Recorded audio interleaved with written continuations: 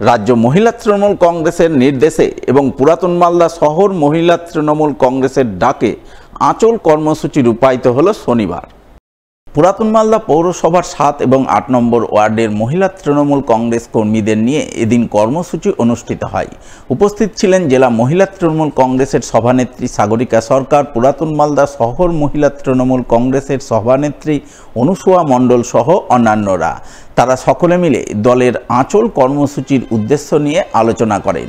আলোচনায় মহিলা তৃণমূল কংগ্রেসের কর্মীদের বাড়ি বাড়ি গিয়ে মুখ্যমন্ত্রী মমতা বন্দ্যোপাধ্যায়ের বিভিন্ন উন্নয়নমূলক প্রকল্পের প্রচার করার নির্দেশ দেন, যাতে আগামী 2026-এর নির্বাচনে মহিলারা বেশি বেশি সংখ্যায় তৃণমূলকে ভোট দিয়ে জয়যুক্ত করে।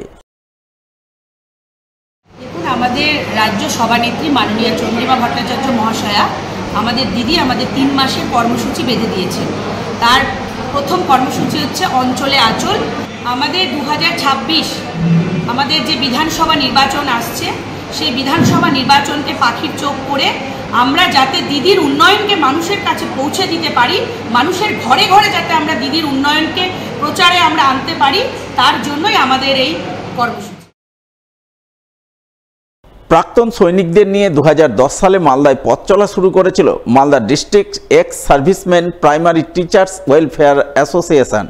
সেই অ্যাসোসিয়েশনের বার্ষিক সাধারণ সভা হয়ে গেল রবিবার।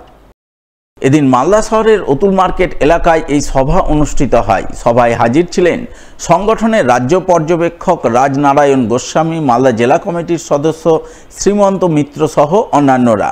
তারা সকলে মিলে এদিনের বার্ষিক সাধারণ সভায় সাংগঠনিক নানান বিষয় নিয়ে আলোচনা করেন।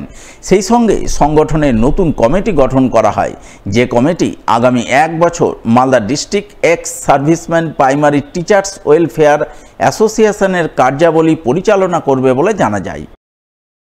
বর্তমানে দেশ জুড়ে বা রাজ্য জুড়ে শিক্ষার যে অবনতি, তাতে কিন্তু এই আমাদের প্রাথমিক শিক্ষক যারা এক্স সার্ভিসম্যান, তারা কিন্তু এখনও কর্মদক্ষতা প্রমাণ করে চলেছে।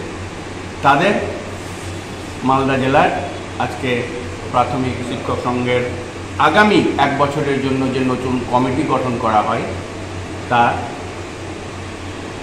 হলো।